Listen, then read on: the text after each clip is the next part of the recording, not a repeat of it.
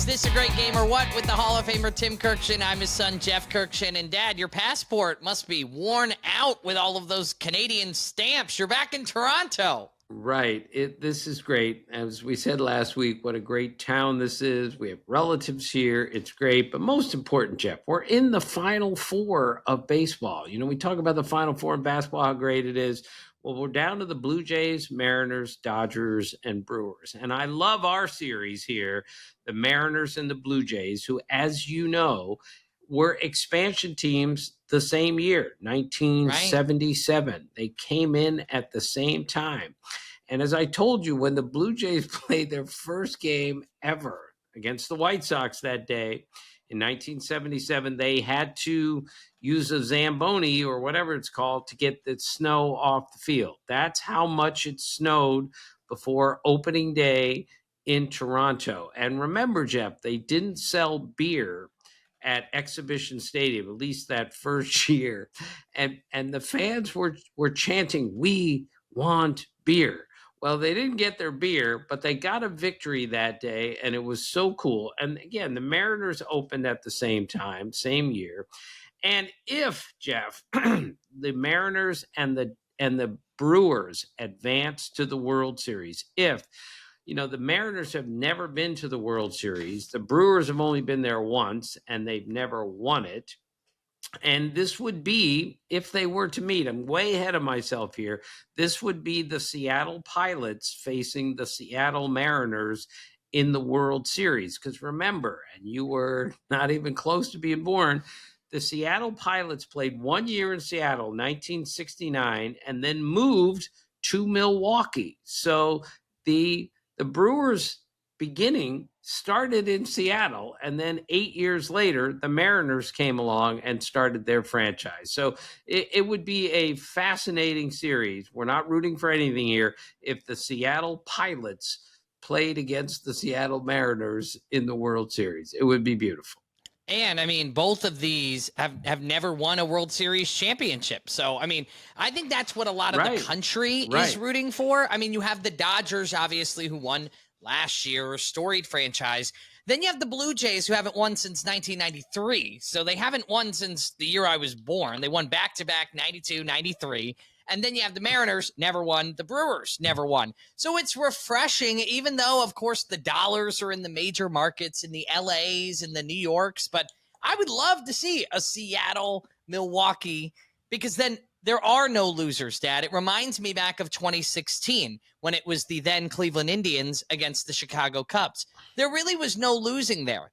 Indians, long drought at that point, still continues on to this day for World Series drought. And then, of course, the Cubs hadn't won in famously over 100 years. So I love the way this is setting up. And even if the Dodgers advance, it will still be a great AL team who needs a World Series championship because it's been a long time, or not at all. And we're not rooting for anything here, Jeff, except for a good story. And there are so many good stories in this Final Four. But Jeff, game one, the takeaways begins with the game one. And, you know, we're going to be a little late on this because we're a two-man show here. We just don't have time to keep completely up to date. But game one of our series, Blue Jays and Mariners, took a major turn.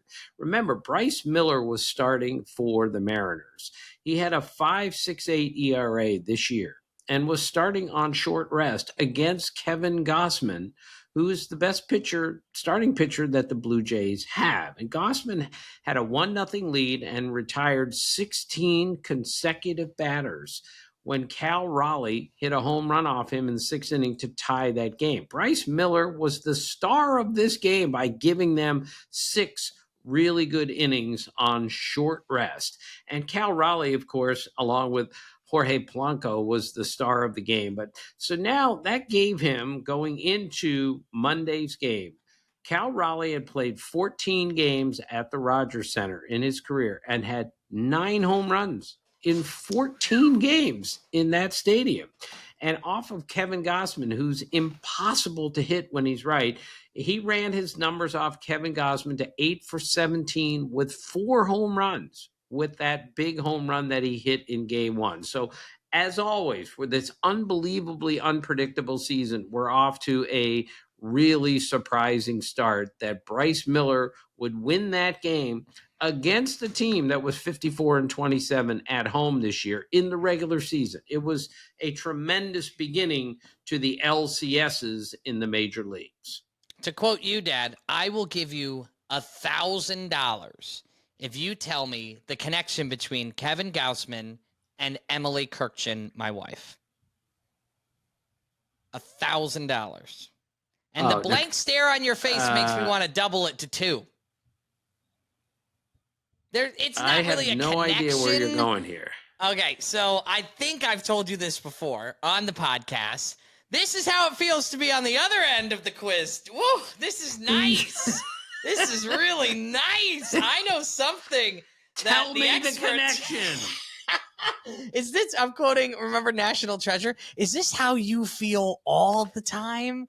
When all the time? I just like to feel this one. Is this how you feel all the time? Oh, they're like, come on. Love that movie. Another great guilty movie. Pleasure of mine.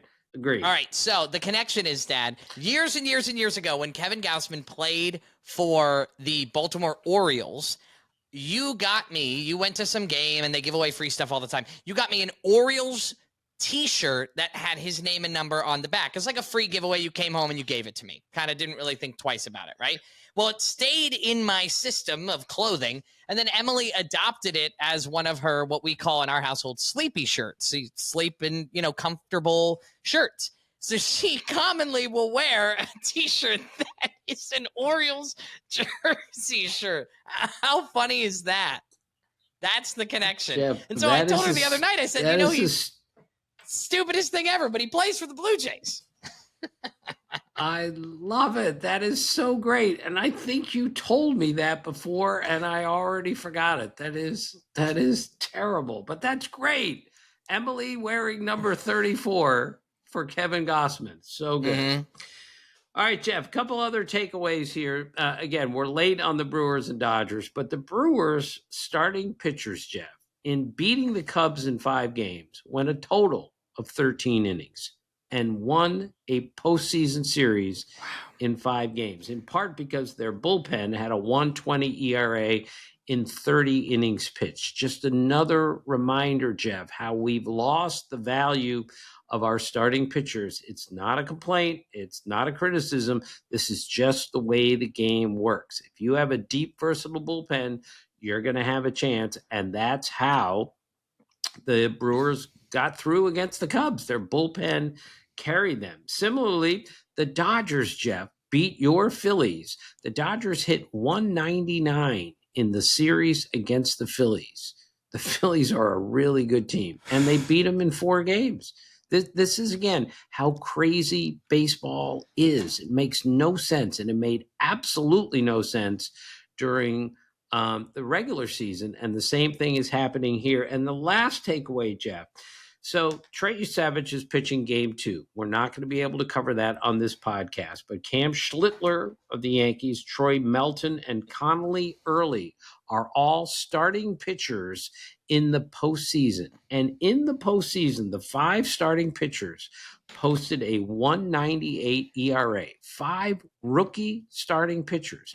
1.98 ERA, Jeff. 27 1/3 innings, 3 walks, and 35 strikeouts. This is incredible that young pitchers come to the big leagues and they're ready to go. Not only is their stuff ready to go, but their command, their poise, their presence, their confidence. It's amazing to me how ready these young pitchers are, especially when they get to the big leagues. Those are staggering numbers. Agreed?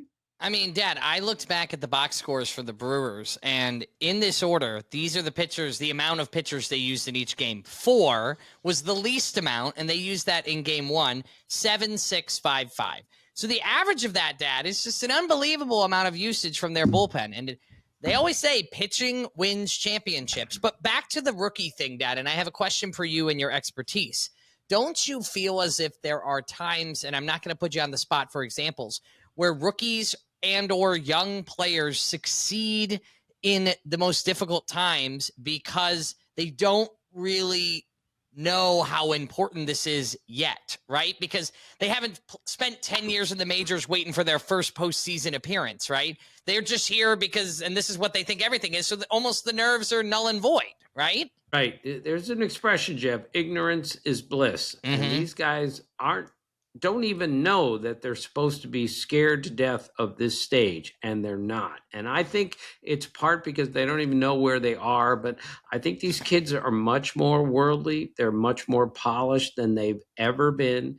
And when they get here, thanks to the internet and other, they have a better understanding of how the world works and a better understanding of how baseball works when they get here, because some of them have played big time college. They've been in front of people. They've been interviewed. They played in front of tons of fans. They get it when they get here. It's really impressive. All right, Dad, what kind of quirk gins do you have for us today? All right, a little short on this, but I really got a kick out of this. Ernie Clement is the second baseman for the Blue Jays, and he's a great defender at second base, shortstop, third base. If you could pick your Gold Glove utility player in the major leagues, it would be Ernie Clement. He can catch it at any position, but he's not a utility player. He's an everyday player who had 9 hits in the LDS against the Yankees. But Jeff, you know how much I love baseball gloves, right? So I go up to Ernie Clement before game 1 and just casually I'm at his locker, and he's got a rather old looking glove on. So I said, "Is that your gamer?" Because, people use a game glove separated from, any other glove that they have in their locker. And he goes, "Yeah, this is my gamer." I said, "Well, what's the story behind it?" Just casual, naive question. And he said, "Yeah, I got it on eBay a few months ago." He bought a baseball glove on eBay, and now he wears it in a major league game. And he doesn't just wear it, he's a magician with it. He uses the same glove at second base, shortstop, and third base, which is unusual. Usually use a bigger glove at third than you do in the middle infield. But he bought a glove on eBay, and now he wears it in a major league game, and he's great with it. So he told me he has to wear a glove underneath his glove because there's no padding at all in this glove. And so he needs something to wear underneath it. Jeff, there's somebody out there who put a glove up on eBay who probably used it when he was 8 years old or 10 years old or 15 years old, and now a major leaguer is wearing it. Am I overdoing this, or is this one of the most interesting stories you've ever heard? I think this is fascinating. I mean, because you're exactly right, Dad. I mean, imagine if you found out that was your glove and you just put it up there trying to score a couple extra bucks. Have you ever bought anything off of eBay, Dad? Never. I wouldn't know how to buy anything on eBay if I had a flashlight and a map. I mean, I have no idea how to do this. But Jeff, the beauty of this is how just particular, I've told you all about this, particular our players are about their gloves. No one was ever allowed to touch Roberto Alomar's game glove.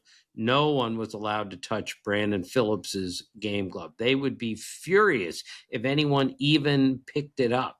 I remember a terrible mistake by me as a very young writer. I asked Mark Belanger, great shortstop for the Orioles, "Can I try your glove on?" And he looked at me, daggers in his eyes, and he said, and I don't think he was kidding, "I would kill you before I would allow you to put my glove on your hand." That's just the way it works.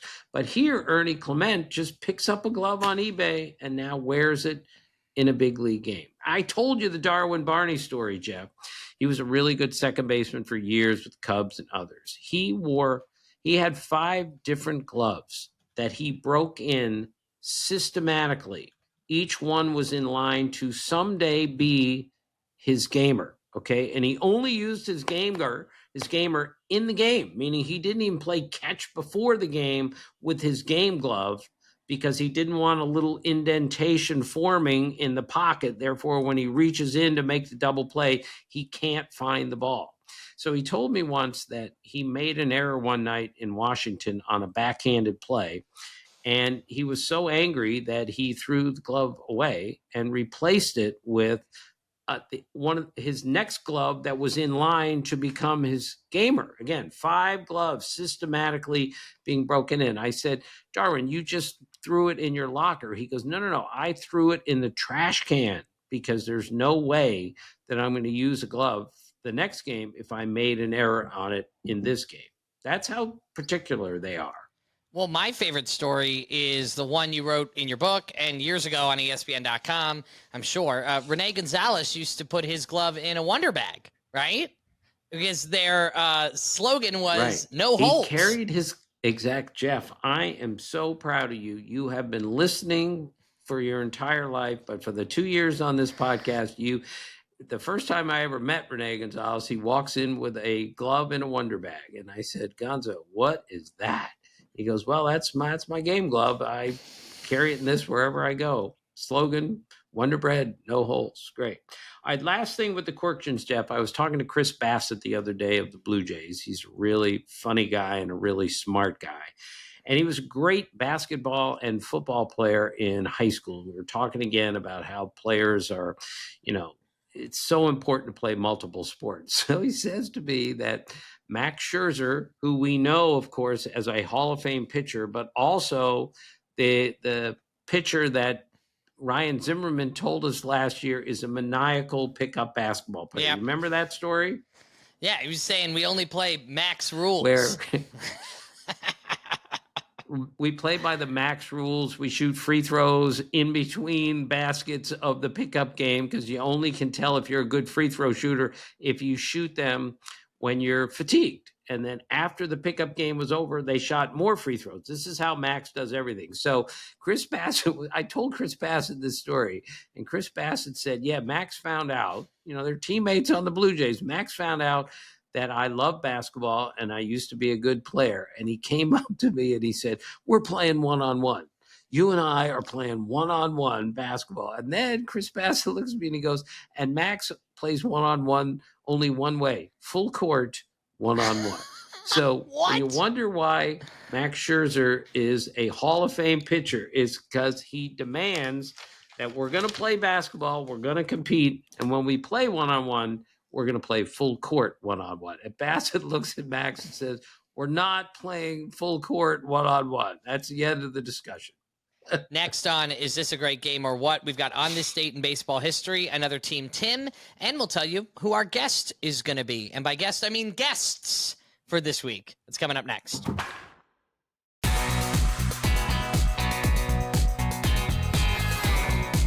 All right, on this date in baseball history, Dad, what do we got for October the 14th? Right. Well, on this date in 1896, Oscar Charleston was born. Okay. Now, he is one of the great Negro League players of all time. And I remember talking to Buck O'Neil, Hall of Famer, about the greatest players he's ever seen. And he said, Willie Mays is the greatest Major League player I've ever seen. But Oscar Charleston is the greatest player I've ever seen. And again, if we ever saw him in the big leagues, there's no telling how many records he would have broken or how great he would have been. But we cannot forget how great he was, born on this date in 1896. And fun fact about him, Dad, what is Oscar Charleston's middle name? Do you know? Take a guess. Oscar Any Mayer? Guess? No. His legal name, Oscar McKinley Charleston. Really? And my daughter's name, McKinley. My granddaughter's name is McKinley. God, I love these little connections, Jeff. And that's all right, so Jeff, crazy. On this date in 1908, the Baseball Writers Association of America basically began the formation because the sports writers were not pleased with the way they were treated, the seating and everything during the World Series that year. And they got together and said, we have to do something about this. And as you know, Jeff, I'm one of the proudest members of the BBWAA. When I joined in 1981, when I got my first card, my number, Jeff, and I'm trying not to be self-serving here. My number was 881. And now my number is 22.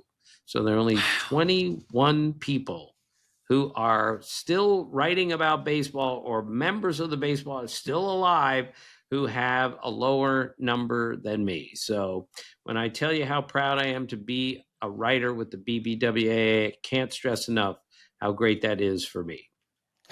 On this date in 1941, Art Shamsky was born. Now, Art Shamsky was a really good hitter, had an amazing 1969 season.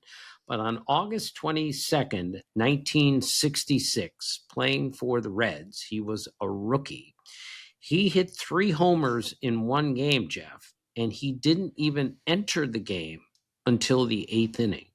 So he's the only player ever to hit 3 homers in a game, having not played for the first 7 innings of the game. He came in as a defensive replacement, hit homers in the 8th, 10th, and 11th inning. The Reds lost the game 14-11 to the Pirates, but he made Major League history. And one more time, Jeff, give me 3 500 home run hitters who never hit 3 homers in a game. And Art Shamsky did it starting from the 8th inning on. David Ortiz never hit 3 homers in a game. Correct. Is that a good start? Okay. Correct. Are you stalling now? Yeah, I always forget the other 2, Dad. Gary Sheffield. Gary Sheffield and Rafael Palmeiro? Right. Okay, Jeff. And also last one on this date in 1946, Al Oliver was born. Al Oliver played in spring training, at least, for the 82 Rangers. Al Oliver was one of the best hitters I've ever seen. They traded him to Montreal at the end of spring training, which was probably a deal that they regretted because Al Oliver was such a good hitter. But they got Larry Parrish and Dave Hostetler in return. Never forget that. And Al was one of the most confident hitters ever. One year, I don't know, 79, let's say, he started off 20 for 40. 20 for 40. So Jim Reeves, one of my dear friends who was in Mom and Dad's wedding, Revo asked him, jokingly, tongue-in-cheek, Al, you're 20 for 40. Do you think you could hit 500 for the whole season?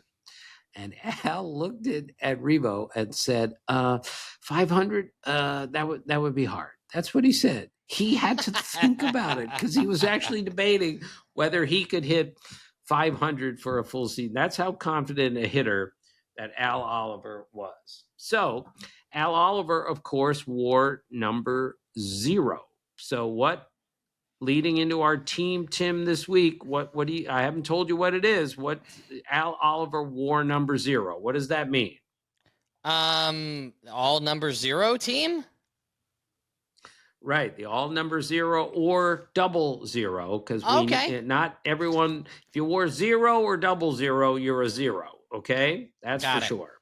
All right, so our catcher is Junior Ortiz, one of the funniest guys I ever covered in the major leagues. And in 1991, I hope I don't offend anyone with this, the Twins won 15 games in a row in 1991, and Junior Ortiz was on that team. And he didn't play much because Brian Harper and others were the primary catchers on that team. But they won number 15 in a row in Cleveland. And Junior Ortiz came in like as a defensive replacement and a double switch in the 9th inning and caught the 10th inning, and they won the game. And after the game, again, I hope I don't offend anyone, Junior had a terrible stutter. But after the game, I said, Junior, 15 games in a row. And he said, and I can't believe that we won a game that they put me in. I thought for sure we were going to lose as soon as because he was very self-deprecating. He was always making fun of himself. And then he did the Lou Gehrig, today I consider myself the luckiest man on the face of the earth. He did that in a terrible stutter.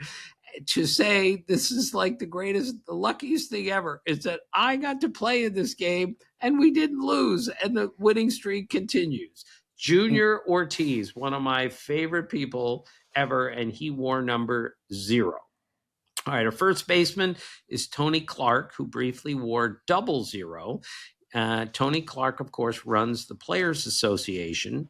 And Tony Clark, who, was 6'7" and hit a whole bunch of major league homers, told me he became a switch hitter in his career, Jeff. He became a switch hitter because as a kid, he was so much bigger and stronger than the rest of the kids in the neighborhood that they made him bat left-handed because it wasn't fair when he batted right-handed. That's how he became a switch hitter. I love how players become switch hitters. That's Tony Clark's story. Second base is Andres Jimenez, who plays for the Blue Jays, who we're covering in this series. Last year, Stephen Vogt, the manager of the Guardians, told me Jimenez is the greatest defensive player I have ever seen at any position. Wow. How about that? Wow. And I pressed Stephen Vogt, who's been around a long time, and he said, I'm telling you, I've never seen anybody play defense like this guy did. And he played second base last year, but with the injury to Bo Bichette here, he's playing an exceptional shortstop in the major leagues, just showing how great a defender he is. And he wears number zero. Ray Ordonez wore number 0, great defensive shortstop for the Mets in his day. Bobby Valentine, then the manager of the Mets, told me no shortstop has ever gone back on a pop-up, ever better than Ray Ordonez, which is a really difficult play to make for a shortstop. That was his superpower, going back on an infield pop-up. Third base is Paul Dade, who played multiple years for the Indians at the time. Outfielders, again, Al Oliver, Oddibe McDowell, who I covered with the Rangers in the 80s, wore number 0. Jeffrey Leonard wore number 00. Jeffrey Leonard was a really good hitter in his day. So I hope I don't offend anyone with this either, Jeff. But Hank Greenwald was the play-by-play guy for the Yankees, and for years.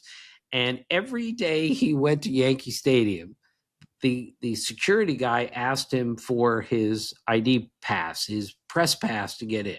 He sees him every day. He knows he's the play-by-play guy for the Yankees, but he makes him show his press pass every day. Finally, Hank Greenwald got a little bit tired of this. And one day he came in with a picture of Jeffrey Leonard taped on his press pass. Okay. And again, not to offend anyone, Jeffrey Leonard is a black man. Hank Greenwald is not a black man, okay? So he puts a picture of Jeffrey Leonard's face on his, and the security guard looks at it and says, okay, go ahead. Like he didn't even look at it. And then the next game, Hank Greenwald is so insulted that he has to keep showing this.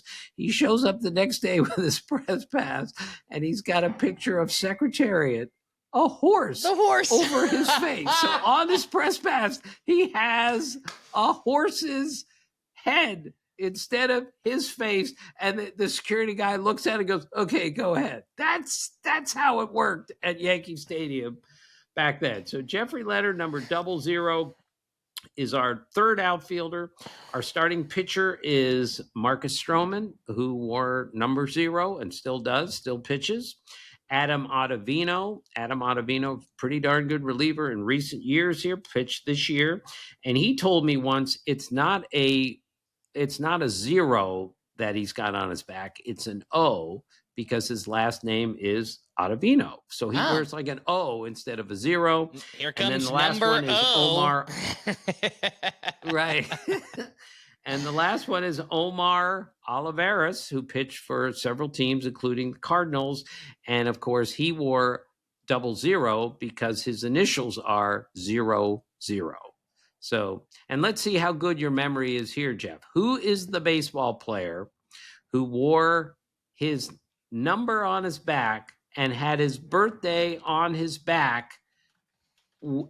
His last name was a month of the year, and his number was his birthday in that month. Do you remember? I'll give you $1,000 if you remember. Jose Altuve is his height is his birthday, and his birthday right? Are the same.